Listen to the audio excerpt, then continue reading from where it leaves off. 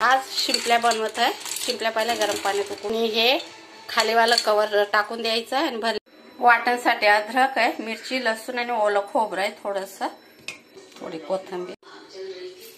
हे बघा हे खालीवाले टाकून द्यायचे आहेत आणि हाय ना हे भरलेले हे आपल्याला घ्यायचं। हे जे पाणी आहे हे पाणी आपल्याला घ्यायचं आहे वरवरचं, म्हणजे खाली रेती बसून राहते ना त्याला पाणी वरवरचं घेऊन आणि रेती काढून टाकायची।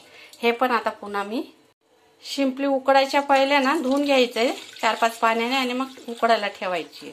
ते मोठे असल्या ना तर गोळे घ्यायचे काढून, कवर नाही घ्यायचं। आणि शिंपली असली का कवर साईड टाकायचं। चला शिंपलीमध्ये ना चिंच टाकणं जरुरी आहे।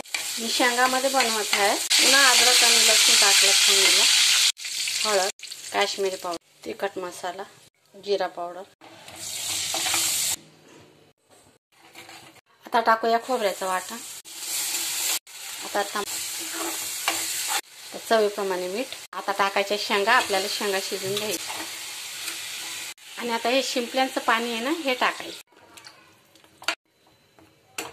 शिंपले नंतर टाकूया आपण, अर्ध्या शेंगा शिजू।